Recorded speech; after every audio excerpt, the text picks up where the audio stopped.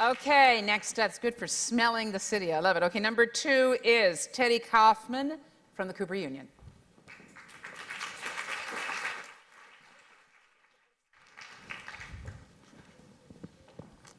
Hello, and thank you for coming. Tactile City was developed by students, recent graduates, and faculty at the Cooper Union. Our project proposes a wayfinding strategy for visually impaired people. So the DDC posed a major challenge by asking us a simple question. How can we better assist visually impaired pedestrians in safely crossing through the city's active construction zones? As you can see, this is quite a challenging task. Answering a question with a question, our team set out to find how do visually impaired people navigate the city at all? We found this also quite hard.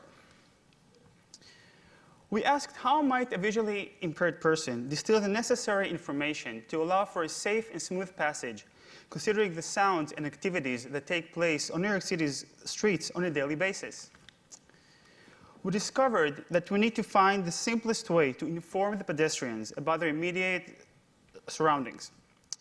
And while most existing solutions are heavily based on technology, we wanted our solution to be independent of the economic limitations this implies and be available to all people with visual impairment at all times. The following videos show our main ideas of the project. This is a city that never sleeps.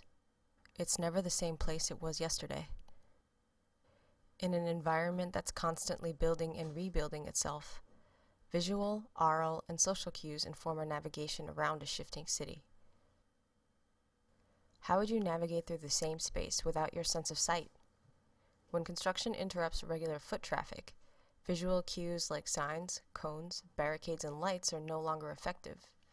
Even spatial and muscle memory aren't useful when a space you used to know is completely changed. So how do we return confidence and self-reliance to our visually impaired neighbors? First, we start with a citywide tactile path, embedded in every sidewalk. As someone runs their mobility cane along this path, tiles with varying patterns will indicate things like trash cans, bus stops, and entrances to buildings. In addition, city blocks will be divided into 4 segments.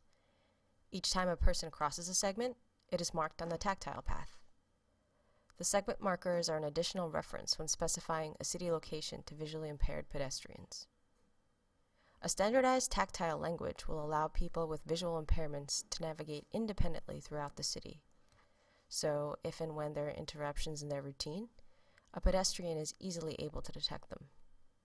Let's examine one of the most complex interruptions, the construction zone. The first indication of upcoming construction will be a textured mat nested into the tactile path. When a pedestrian gets closer to the detour, sound devices temporarily attached to barriers will inform him or her where the path has been redirected. When the detour spills into the street, a ramp connects the 2 levels. Additional guiding edges placed on the top and bottom of existing barriers provides further information about the duration of the detour in Braille and extends tactile cues onto the street. As the pedestrian continues through the detour, the guiding edges and sound devices lead them back towards a tactile path where they can resume their regular commute.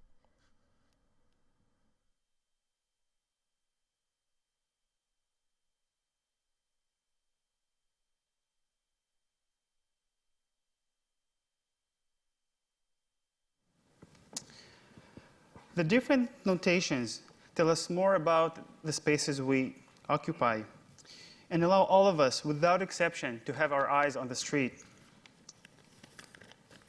We can add this information to the urban environment by the introduction of a single step to the existing sidewalk construction practice. Most of the path could be notched into the concrete using a simple metal brush while the concrete cures. We do not suggest replacing all sidewalks at once, but rather do this in phases as the city grows and develops. So one of our team members, a Cooper Union graduate, became blind over the course of her studies. We met one day to work on this project, and soon after we started walking towards school, her guide dog did what most dogs do when they're on a walk. Well, she knew immediately what was going on and had no troubles tending to the dog. She needed help in finding the garbage can. This is when we understood and realized that we need to better communicate all our cities have to offer and make them fully accessible and public in the broader sense. Tactile notations already exist in New York, but they only indicate the edge of a curb or of a train track. We suggest to do more. We suggest to create a language that could be taught and allow visually impaired people to acquire a tactile memory of the city. Information panels, building entrances, garbage cans, transit stations, all should be made visible through tactile notations. The mayor's office for people with disabilities had similar thoughts, and they chose to include Tactile City in the new upcoming edition of their inclusive design guidelines. This is the initial prototype we made and completed as part of the first phase. We really hope that the project's further development will include a construction of a more advanced one. And as you see the names of the people on the screen, I would like to thank all of those people who were part of this project and continue to support it. Thank you.